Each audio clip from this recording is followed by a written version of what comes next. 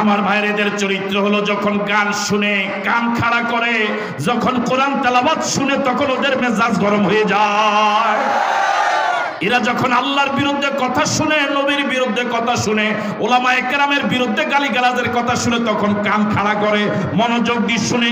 ডান অবস্থা চলতি অবস্থা থাকলে দাঁড়িয়ে যায়, কিন্তু যখন কোরআন সুন্নাহর কথা শুনে, ইসলামী আন্দোলনের কথা শুনে, তখন বসা থাকলেও সেখান থেকে উঠে যায়।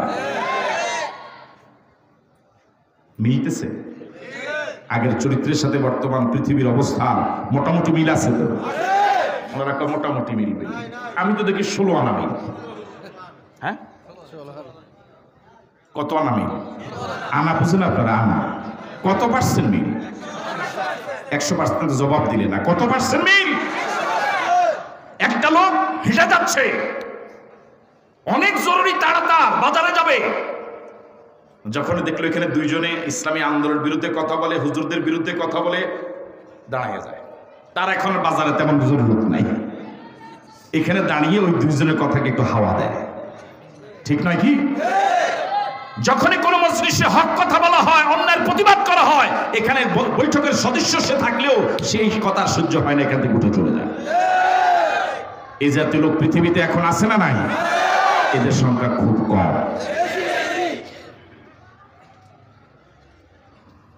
জালু আসাবিয়াহুম ফি আযানিহিম, জালু আসাবিয়াহুম ফি আযানিহিম, ওরা ওদের আঙ্গুলগুলো কানের ভিতরে ঢুকায় দেয় যাতে করে হক কথাগুলো শুনতে না পায়, হযরত নূহ নবীর কথাগুলো যেন তাদের কানে দিয়ে না ঢুকে, এই জন্য তারা কানের ভিতরে আঙ্গুল দেয়।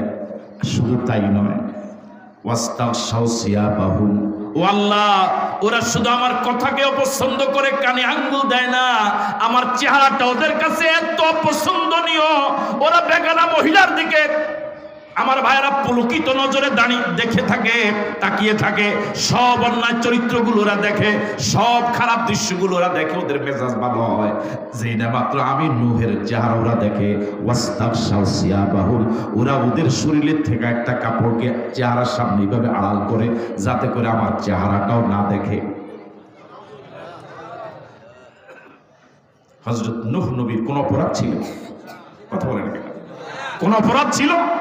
বেগুনা মাসুম নিষ্পাপ আল্লাহর নবী তার চেহারাটা পর্যন্ত দেখতে চায় নাই। ওই এলাকার লোকেরা কোন অপরাধ কি ছিল তার? এই জাতীয় জালেমদের মুরিদ এবং কর্মীরা এখনো পৃথিবীতে আছে না নাই? এরা সব অন্যায়কারী, পাপাচারী, দেশ বিরোধী, আমার ভাইরা রাষ্ট্রদ্রোহী। ওদের চেহারা দেখলে ওদের মেজাজ ভালো হয়, যাই না মাত্র আলেম ওলামার চেহারা দেখে তখন তাদের মেজাজ খারাপ হয়। 5-7 জন 8-10 জন আলেম এক জায়গা দিয়ে হেঁটে গেলে এদের মেজাজ গরমে দেশটা যেন সব হুজুর হয়ে গেল, এরকম বলার লোক আছে না? এই জন্য এরা মাহফিলের দৃশ্য দেখলে, মাহফিলে হাজার হাজার জনতার উপস্থিতি দেখলে, যুবকরা যখন মাহফিলে হুমড়ি খেয়ে পড়ে, উপচে পড়া ভিড় যখন দেখে, তখন এরা পাগলের মতো প্রলাপ বকা শুরু করে।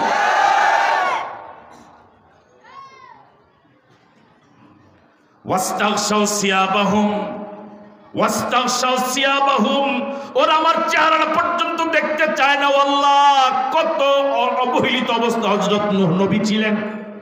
আপনি আমি নিজের উপর একটু কল্পনা করি, আপনি যে গ্রামে বসবাস করেন, আমি যে গ্রামে বসবাস করি, আপনি যে এলাকায় থাকেন, আমি যে এলাকায় থাকি, ওই এলাকায় আমি কথা বলতে চাইলে যদি মানুষগুলো কানে আঙ্গুল দেয়, আপনি কথা বলতে চাইলে যদি মানুষগুলো কানে আঙ্গুল দেয়, কেউ আপনার কথা শুনে না। আপনি হাটে বাজারে, পথে প্রান্তরে, অলিতে গলিতে আপনি বের হলে ওরা সব মানুষগুলো মুখে পর্দা লাগায়। এই অবস্থা যদি আমার আপনার ক্ষেত্রে হয়, তাহলে কয়দিন এই সমাজে আপনি বসবাস করতে পারবেন? এরকম অবহেলার শিকার হয়েছিলেন নবীরা, কোন অপরাধ ছিল না, অপরাধ একটাই।